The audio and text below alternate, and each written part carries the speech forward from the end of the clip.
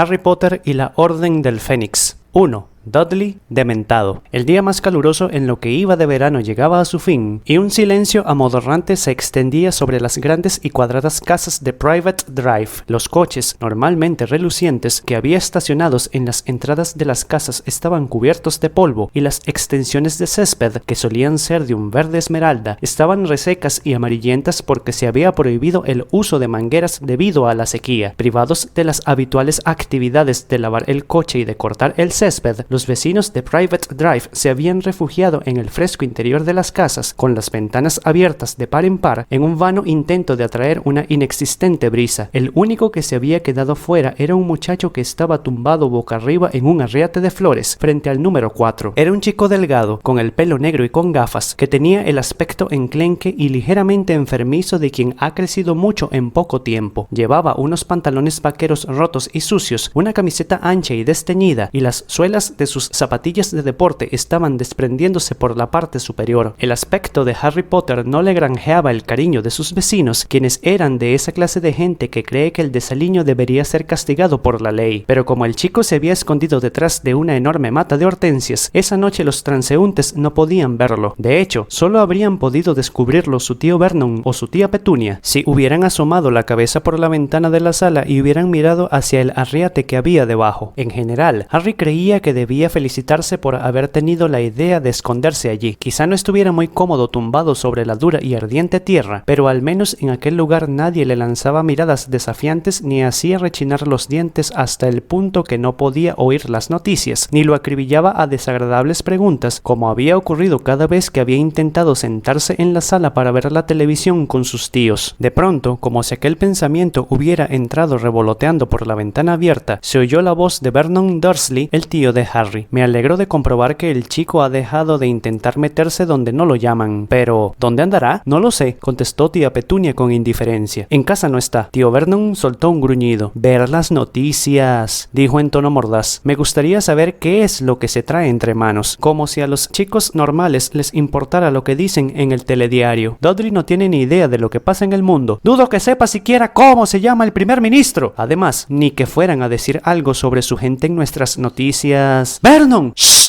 Le advirtió tía Petunia. ¡La ventana está abierta! ¡Ah, sí! Lo siento, querida. Los Dursley se quedaron callados. Harry oyó la cancioncilla publicitaria que anunciaba los cereales Fruit and Bran mientras observaba a la señora Fig, una anciana chiflada amante de los gatos que vivía en el cercano paseo Glicinia y que en ese momento caminaba sin ninguna prisa por la acera. Iba con el entrecejo fruncido y refunfuñaba para sí, y Harry se alegró de estar escondido detrás de las hortensias, pues últimamente a la señora Fig le había dado por invitarlo a tomar el té cada vez que se lo encontraba en la calle. Ya había doblado la esquina y se había perdido de vista cuando la voz de tío Vernon volvió a salir flotando por la ventana. ¿Y Dudders? ¿Ha ido a tomar el té? Sí, a casa de los Polkis, respondió tía Petunia con ingenuidad. Tiene tantos amiguitos, es tan popular. Harry hizo un esfuerzo y contuvo un bufido. Los Dursley eran extraordinariamente necios respecto a su hijo Dudley. Se habían tragado todas esas absurdas mentiras de que durante las vacaciones de verano cada tarde iba a tomar el té con diferentes miembros de su pandilla. Harry sabía muy bien que Dudley no había ido a tomar el té a ninguna parte. Cada noche él y sus amigos se dedicaban a destrozar el parque, fumaban en las esquinas y lanzaban piedras a los coches en marcha y a los niños que pasaban por la calle. Harry los había visto en acción durante sus paseos nocturnos por Little Whinging, pues había pasado la mayor parte de las vacaciones deambulando por las calles y hurgando en los cubos de basura en busca de periódicos. Las primeras notas de la sintonía que anunciaba el telediario de las 7 llegaron a los oídos de Harry y se le contrajo el estómago. Quizá esa noche, por fin, tras un mes de espera, un nuevo récord de turistas en apuros llena los aeropuertos, ya que la huelga de empleados españoles del servicio de equipajes alcanza su segunda semana. Ponerlos a dormir la siesta el resto de su vida, eso es lo que haría yo con ellos, gruñó tío Vernon cuando el locutor todavía no había terminado la frase, pero daba igual lo que dijera. siquiera. Fuera, en el arriate, Harry se relajó. Si hubiera pasado algo, era evidente que lo habrían contado al inicio del telediario. La muerte y la destrucción son más importantes que los turistas en apuros. Harry suspiró lenta y profundamente y miró hacia el cielo, de un azul intenso. Aquel verano había experimentado lo mismo todos los días. La tensión, las expectativas, el alivio pasajero y luego otra vez la tensión y siempre, cada vez más insistente, la pregunta de por qué no había pasado nada todavía. Siguió escuchando por si descubría alguna pequeña pista que pudiera haber pasado inadvertida a los muggles. Una desaparición sin resolver, quizá, o algún accidente extraño. Pero después de la noticia de la huelga de empleados del servicio de equipajes, dieron otra sobre la sequía que asolaba el sudeste del país. «Espero que el vecino de al lado esté escuchando», bramó tío Vernon. «Ya sé que hace funcionar los aspersores a las 3 de la madrugada». Luego, otra de un helicóptero que había estado a punto de estrellarse en el campo de Surrey y, a continuación, la del divorcio de una actriz famosa de su famoso marido. «Como si nos interesaran sus sórdidos asuntos privados», comentó con desdén tía Petunia, que había seguido el caso obsesivamente en todas las revistas del corazón a las que había podido echar mano. Harry cerró los ojos para no ver el intenso y resplandeciente azul del anochecer y oyó que el locutor decía: «Y por último, el periquito Bungie ha descubierto una novedosa manera de refrescarse este verano. Bungie, que vive en el Cinco Plumas de Barnsley, ha aprendido a hacer esquí acuático. Mary Dawkins se ha desplazado hasta allí para darnos más detalles». Harry abrió los ojos. Si habían llegado a la noticia de los periquitos que practicaban esquí acuático, no podía haber nada más que valiera la pena escuchar. Rodó con cuidado hasta quedar boca abajo y se puso a 4 patas, preparado para salir gateando de su refugio bajo la ventana. Se había movido unos cuantos centímetros cuando varias cosas ocurrieron en un abrir y cerrar de ojos. Una fuerte detonación, parecida al ruido de un disparo, rompió el perezoso silencio. Un gato salió disparado de debajo de un coche estacionado y desapareció. De la sala de los Dursley llegaron un chillido, un juramento y el ruido de porcelana rota, y como si esa fuera la señal que Harry hubiera estado esperando, se puso en pie de un brinco al mismo tiempo que sacaba de la cintura de sus pantalones vaqueros una delgada varita mágica de madera, como si desenvainara una espada. Pero antes de que pudiera enderezarse del todo, su coronilla chocó contra la ventana abierta de los Dursley. El ruido de la colisión hizo que tía Petunia gritara aún más fuerte. Harry tuvo la impresión de que su cabeza se había partido por la mitad. Se tambaleó, con los ojos bañados en lágrimas, e intentó enfocar la calle para localizar el origen de la detonación, pero cuando apenas había conseguido recobrar el equilibrio, 2 grandes manos moradas salieron por la ventana abierta y se cerraron con fuerza alrededor de su cuello. «¡Guarda eso!», le gritó tío Vernon al oído. «¡Inmediatamente! ¡Antes de que alguien lo vea! ¡Suéltame!», exclamó Harry con voz entrecortada. Forcejearon durante unos segundos. Harry tiraba de los dedos como salchichas de su tío con la mano izquierda, mientras con la derecha mantenía con firmeza su varita mágica en alto. Entonces, al mismo tiempo que el dolor que Harry notaba en la coronilla le producía una punzada muy desagradable, tío Vernon dio un grito y lo soltó, como si hubiera recibido una descarga eléctrica. Al parecer, una fuerza invisible había invadido a su sobrino y le había impedido sujetarlo. Jadeando, Harry cayó hacia adelante sobre la mata de hortensias, se enderezó y miró alrededor. No había ni rastro de lo que había causado la detonación, pero en cambio unas cuantas caras miraban desde varias ventanas cercanas. Harry se guardó apresuradamente la varita en los pantalones vaqueros e intentó adoptar una expresión inocente. «¡Qué noche tan agradable!», gritó tío Vernon, saludando con la mano a la señora número 7, la vecina de enfrente, que lo fulminaba con la mirada desde detrás de sus visillos. «¿Ha oído la detonación que hizo ese coche? Petunia y yo nos hemos dado un susto de muerte». Siguió manteniendo su espantosa sonrisa de maníaco hasta que los vecinos curiosos hubieron desaparecido de sus respectivas ventanas. Entonces la sonrisa de tío Vernon se convirtió en una mueca de ira y le hizo señas a Harry para que se acercara. Harry dio unos pasos hacia donde estaba su tío, procurando detenerse fuera del alcance de sus manos para que no pudiera seguir estrangulándolo. «¿Pero qué demonios te propones con eso, chico?», preguntó tío Vernon con una voz ronca que temblaba de rabia. «¿Qué me propongo con qué?», replicó fríamente Harry, que no paraba de mirar a uno y a otro lado de la calle con la esperanza de descubrir a la persona que había producido aquel estruendo. Haciendo ese ruido, parecía el pistoletazo de salida de una carrera debajo de nuestra... «No he sido yo», dijo Harry con firmeza. El delgado y caballuno rostro de tía Petunia apareció junto a la cara, redonda y morada, de tío Vernon. Tía Petunia estaba pálida. «¿Qué hacías acechando debajo de nuestra ventana? Sí, eso es... Bien dicho, Petunia. ¿Qué hacías debajo de nuestra ventana, chico? Escuchar las noticias, contestó Harry con tono resignado. Su tío y su tía se miraron indignados. ¡Escuchar las noticias! ¿Otra vez? Bueno, es que cada día son diferentes, ¿sabes? Dijo Harry. No te hagas el listo conmigo, chico. Quiero saber qué es lo que tramas en realidad y no vuelvas a venirme con el cuento ese de que estabas escuchando las noticias. Sabes perfectamente que tu gente... ¡Cuidado, Vernon!, susurró tía Petunia, y el hombre bajó la voz hasta que Harry apenas pudo oírlo. ¡Que tu gente no sale en nuestras noticias! Eso es lo único que sabes, repuso Harry. Los Dursley lo miraron con los ojos desorbitados unos segundos. Entonces tía Petunia dijo: eres un pequeño embustero. ¿Qué hacen todas esas...? Ella también bajó la voz, de modo que Harry tuvo que leerle los labios para entender la siguiente palabra. Lechuzas, sino traerte noticias. ¡Ajá!, exclamó tío Vernon con un susurro triunfante. Nos tomas por tontos, chico, como si no supiéramos que son esos pestilentes pajarracos los que te traen las noticias. Harry vaciló un instante. Esa vez le costaba trabajo decir la verdad, aunque era imposible que sus tíos supieran lo mucho que le dolía admitirlo. Las lechuzas no me traen noticias, dijo con voz monótona. No te creo, le espetó tía Petunia al instante. Yo tampoco, agregó tío Vernon con ímpetu. Sabemos que estás tramando algo raro, continuó tía Petunia. No somos idiotas, dijo tío Vernon. Bueno, eso sí que es una noticia para mí, afirmó Harry, cada vez más enojado, y antes de que los Dursley pudieran ordenarle que regresara, había girado sobre sus talones, cruzado el jardín delantero, saltado la valla y empezado a alejarse por la calle dando grandes zancadas. Había metido la pata, y lo sabía. Más tarde tendría que enfrentarse a sus tíos y pagar por su grosería, pero en ese momento eso no le importaba demasiado. Tenía asuntos mucho más urgentes en la cabeza. Harry estaba convencido de que aquella detonación la había causado alguien al aparecerse o desaparecerse. Era el mismo ruido que Dobby, el elfo doméstico, hacía cuando se esfumaba. ¿Y si Dobby estuviera allí en Private Drive? ¿Y si Dobby lo estuviera siguiendo en ese mismo instante? En cuanto se le ocurrió esa idea, Harry se dio la vuelta y se quedó mirando la calle, pero esta parecía completamente desierta, y Harry estaba seguro de que Dobby no sabía cómo hacerse invisible. Siguió andando, sin fijarse apenas por dónde iba, porque paseaba tan a menudo por aquellas calles que sus pies lo llevaban automáticamente a sus sitios preferidos. Miraba hacia atrás con frecuencia. Algún ser mágico había estado cerca de él mientras se encontraba tumbado entre las marchitas begonias del arriate de tía Petunia. De eso no tenía ninguna duda, pero ¿por qué no le había hablado? ¿Por qué no se había manifestado? ¿Por qué se escondía? Y entonces, cuando su sentimiento de frustración alcanzó el punto máximo, su certeza se desvaneció. Al fin y al cabo, quizá no hubiera sido un ruido mágico. Quizá estuviera tan ansioso por detectar la más mínima señal de contacto con el mundo al que él pertenecía que reaccionaba de forma exagerada ante ruidos normales. Estaba seguro de que no se trataba del ruido de algo que se había roto en la casa de algún vecino. Harry notó un vacío en el estómago y casi sin darse cuenta volvió a invadirlo la sensación de desesperanza que lo había atormentado todo el verano. Al día siguiente por la mañana el despertador sonaría a las 5 en punto para que Harry pudiera pagar a la lechuza que le entregaba el profeta, pero tenía sentido que siguiera recibiéndolo. Últimamente Harry se limitaba a echarle un vistazo a la primera plana antes de dejarlo tirado en cualquier sitio. Cuando los idiotas que dirigían el periódico se dieran cuenta por fin de que Voldemort había regresado, esa sería la noticia de primera plana en grandes titulares, y esa era la única que a Harry le importaba. Si tenía suerte, a la mañana siguiente también llegarían lechuzas con cartas de sus mejores amigos, Ron y Hermione, aunque ya se habían agotado sus esperanzas de que sus cartas le llevaran noticias. Como comprenderás, no podemos hablar mucho de ya sabes qué. Nos han pedido que no digamos nada importante por si nuestras cartas se pierden. Estamos muy ocupados, pero ahora no puedo darte detalles. Están pasando muchas cosas, ya te lo contaremos todo cuando te veamos. Pero ¿cuándo irían a verlo? A nadie parecía importarle que no hubiera una fecha exacta. Hermione había escrito en su tarjeta de felicitación de cumpleaños: creo que te veremos pronto. Pero ¿qué quería decir pronto? Por lo que Harry había podido deducir de las vagas pistas que contenían sus cartas, Hermione y Ron estaban en el mismo sitio, seguramente en casa de los padres de Ron. Harry no soportaba imaginárselos divirtiéndose en la madriguera cuando él estaba atrapado en Private Drive.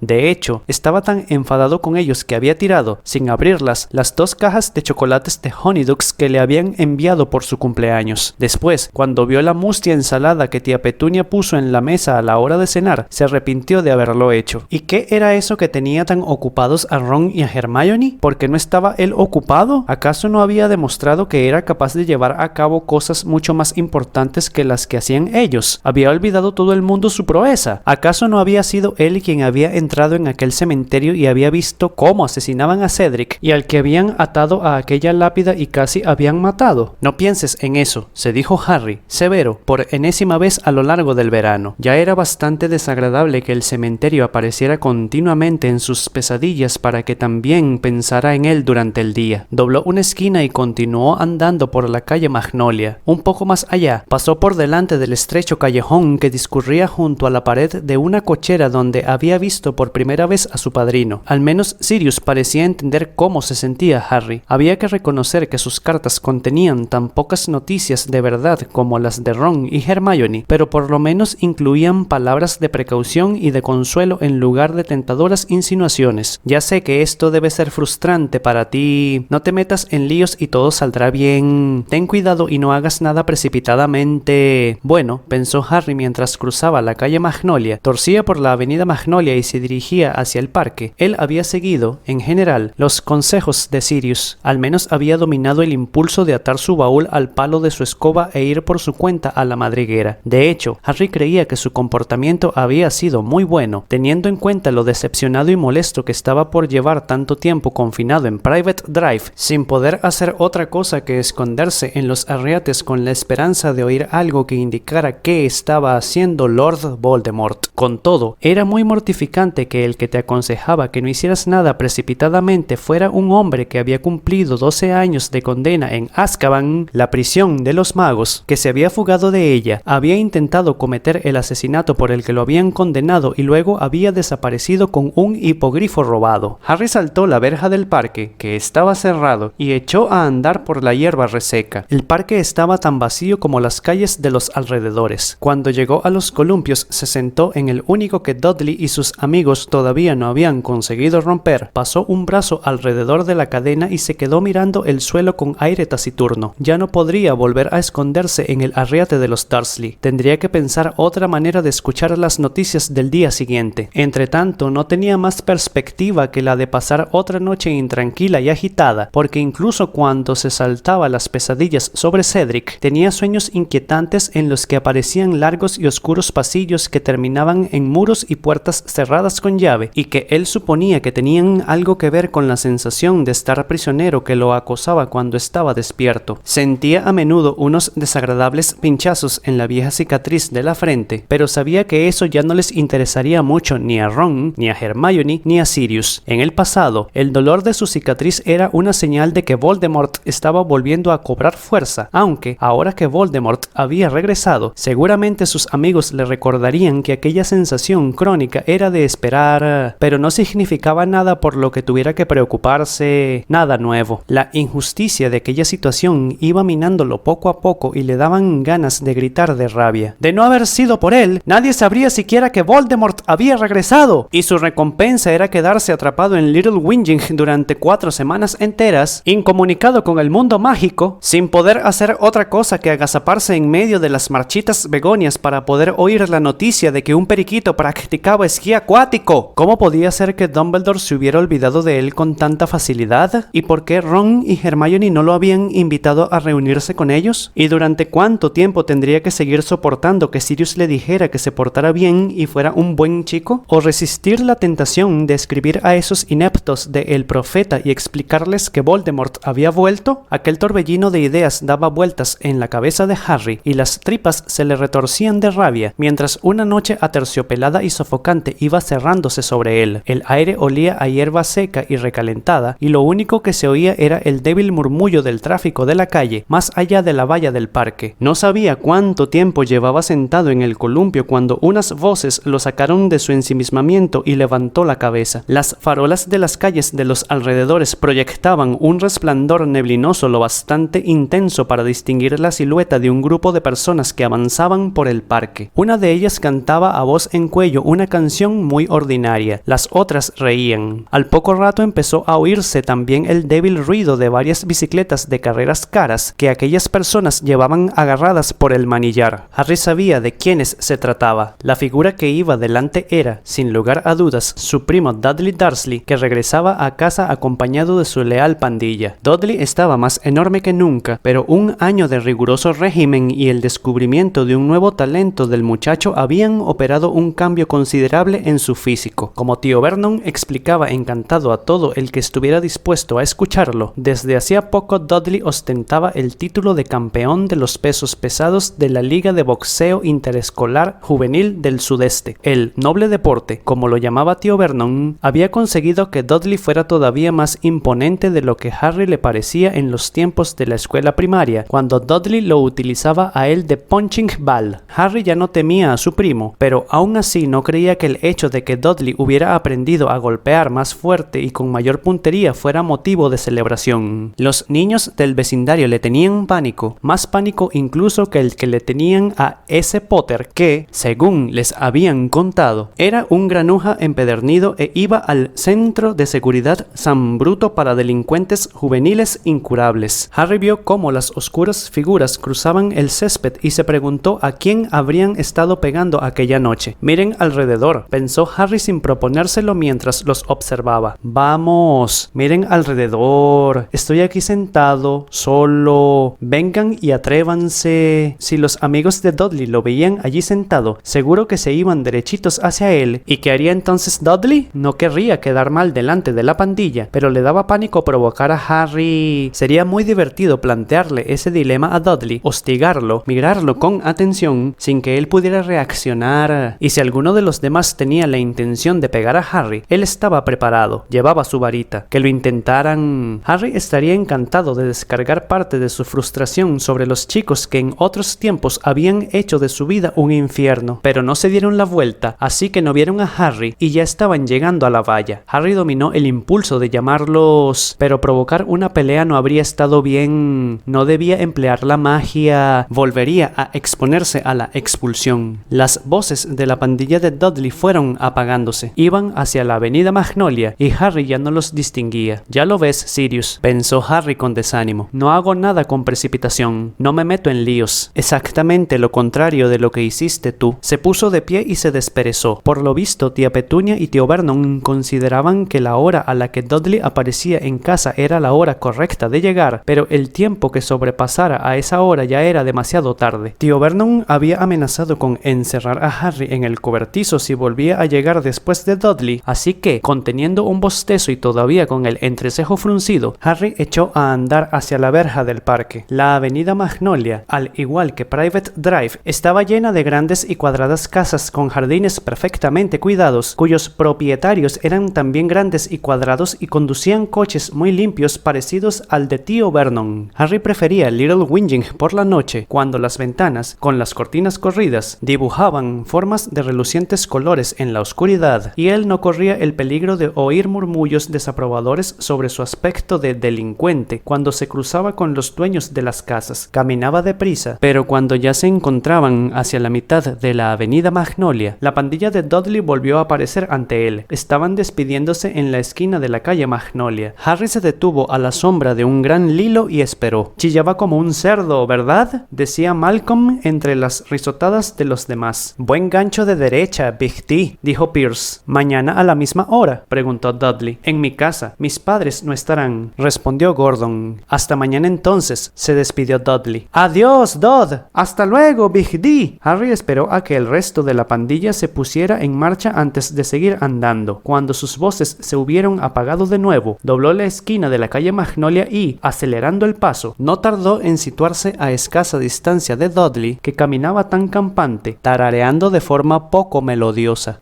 Big D. Dudley se dio la vuelta. Ah, gruñó. ¿Eres tú? ¿Desde cuándo te llaman Big D?, preguntó Harry. Cállate, le espetó Dudley y giró la cabeza. ¡Qué nombre tan pedante!, dijo Harry, sonriendo y situándose junto a su primo. Aunque para mí siempre serás cachorrito. ¡He dicho que te calles!, gritó Dudley, que había cerrado aquellas manos suyas que parecían jamones. ¿No saben tus amigos que así es como te llama tu madre? Cierra el pico. A ella nunca le dices que cierre el pico. ¿Qué me dices de trompito y muñequito precioso? ¿Puedo usarlos? Dudley no replicó. El esfuerzo que tenía que hacer para no golpear a Harry parecía exigir todo su autocontrol. ¿A quién le estuvieron pegando esta noche?, preguntó Harry, y la sonrisa se borró de sus labios. A otro niño de 10 años. Ya sé que hace un par de noches le diste una paliza a Mark Evans. Se la buscó, gruñó Dudley. Ah, sí, me contestó mal. ¿En serio? ¿Qué te dijo? Que pareces un cerdo al que han enseñado a caminar sobre las patas traseras. Porque eso no es contestar mal, Dud. Eso es decir la verdad. Un músculo palpitaba en la mandíbula de Dudley. A Harry le produjo gran satisfacción comprobar lo furioso que estaba poniendo a su primo. Sentía que estaba desviando toda su frustración hacia Dudley. Era la única válvula de escape que tenía. Torcieron a la derecha por el estrecho callejón donde Harry había visto por primera vez a Sirius y se formaba un atajo entre la calle Magnolia y el paseo Glicinia. Estaba vacío y mucho más oscuro que las calles que unía porque allí no había farolas. El ruido de sus pasos quedaba amortiguado entre las paredes de la cochera que había a un lado y una alta valla que había al otro. Te crees más grande porque llevas esa cosa, ¿verdad? Dijo Dudley pasados unos segundos. ¿Qué cosa? Esa cosa que llevas escondida. Harry volvió a sonreír. No eres tan tonto como pareces, ¿verdad, Dud? Claro, supongo que si lo fueras no serías capaz de andar y hablar al mismo tiempo. Harry sacó su varita mágica. Vio que Dudley la miraba de reojo. Lo tienes prohibido, se apresuró a decir Dudley. Sé que lo tienes prohibido. Te expulsarían de esa escuela para bichos raros a la que vas. ¿Cómo sabes que no han cambiado las normas, Big D? No las han cambiado, aseguró Dudley, aunque no parecía del todo convencido. Harry soltó una risita. No tienes agallas para enfrentarte a mí sin esa cosa, ¿verdad que no? Gruñó Dudley. Y tú necesitas tener a 4 amigos detrás para pegar a un niño de 10 años. ¿Te acuerdas de ese título de boxeo del que tanto alardeas? ¿Cuántos años tenía tu oponente? 7, 8. Tenía 16, para que lo sepas, protestó Dudley. Y cuando terminé con él estuvo 20 minutos sin conocimiento y pesaba el doble que tú. Ya verás cuando le cuente a papá que has sacado esa cosa. ¿Vas a ir con papi? Le da miedo a su campeoncito de boxeo la horrible varita de Harry. Por la noche no eres tan valiente, ¿verdad? Replicó Dudley con sorna. Ahora es de noche, cachorrito. Se llama así cuando el cielo se pone oscuro. Me refiero a cuando estás en la cama, le espetó Dudley, que se había parado. Harry se detuvo también y miró fijamente a su primo. Pese a que no veía muy bien la enorme cara de Dudley, distinguió en ella una extraña mirada de triunfo. ¿Qué quieres decir con eso de que cuando estoy en la cama no soy tan valiente? Preguntó Harry desconcertado. ¿De qué quieres que tenga miedo? ¿De las almohadas? Anoche te oí, replicó Dudley entrecortadamente. Hablabas en sueños. ¡Gemías! ¿Qué quieres decir? Insistió Harry, pero sentía algo frío y pesado en el estómago. La noche pasada había vuelto a ver en sueños el cementerio. Dudley soltó una fuerte carcajada y luego puso una vocecilla aguda y quejumbrosa. ¡No mates a Cedric! ¡No mates a Cedric! ¿Quién es Cedric? ¿Tu novio? Mientes, dijo Harry como un autómata, pero se le había quedado la boca seca. Sabía que Dudley no mentía. Si no, ¿cómo podía saber algo de Cedric? ¡Papá! ¡Ayúdame, papá! ¡Me va a matar, papá! ¡Buah! Cállate, dijo Harry en voz baja. Cállate, Dudley, te lo advierto. Ven a ayudarme, papá. Mamá, ven a ayudarme. Ha matado a Cedric. Ayúdame, papá. Va a... ¡No me apuntes con esa cosa! Dudley retrocedió hacia la pared del callejón. Harry apuntaba directamente con la varita hacia el corazón de su primo. Sentía latir en sus venas los 14 años de odio hacia él. Habría dado cualquier cosa por atacarlo en aquel momento, por lanzarle un conjuro tan fuerte que tuviera que volver a su casa arrastrándose como un insecto, mudo, con antenas. No vuelvas a hablar de eso, lo amenazó Harry. ¿Me has entendido? ¡Apunta hacia otro lado! Te he preguntado si me has entendido. ¡Apunta hacia otro lado! ¿Me has entendido? ¡Aparte esa cosa de...! Dudley soltó un extraño y estremecedor grito ahogado, como si le hubieran echado encima un cubo de agua helada. Algo le había pasado a la noche. El cielo, de color añil salpicado de estrellas, se quedó de pronto completamente negro, sin una sola luz. Las estrellas, la luna y el resplandor de las farolas que había en ambos extremos del callejón habían desaparecido. El ruido sordo de los coches y el susurro de los árboles también habían cesado. Un frío glacial se había apoderado de la noche, hasta entonces templada y agradable. Estaban rodeados de una oscuridad total, impenetrable y silenciosa, como si una mano gigante hubiera cubierto el callejón con un grueso y frío manto, dejándolos ciegos. Al principio Harry creyó que había hecho magia sin darse cuenta, pese a que se había estado conteniendo con todas sus fuerzas, pero entonces cayó en la cuenta de que él no tenía el poder de apagar las estrellas. Giró la cabeza hacia uno y otro lado, intentando ver algo, tiempo, pero la oscuridad se le pegaba a los ojos como un ingrávido velo. La voz aterrorizada de Dudley sonó en los oídos de Harry. ¿Qué haces? ¡Para! ¡No hago nada! ¡Cálmate y no te muevas! ¡No veo nada! ¡Me he quedado ciego! ¡He dicho que te calles! Harry permaneció allí plantado, inmóvil, dirigiendo los ojos a derecha e izquierda sin ver nada. El frío era tan intenso que temblaba de pies a cabeza. Se le puso la carne de gallina en los brazos y se le erizó el vello de la nuca. Abrió los ojos al máximo, mirando alrededor, pero no pudo ver nada. Era imposible. No podía ser que estuvieran allí, en Little Whinging. Aguzó el oído. Los oiría antes de verlos. ¡Se lo diré a papá! Gimoteó Dudley. ¿Dónde estás? ¿Qué haces? ¿Quieres callarte de una vez? Susurró Harry. Estoy intentando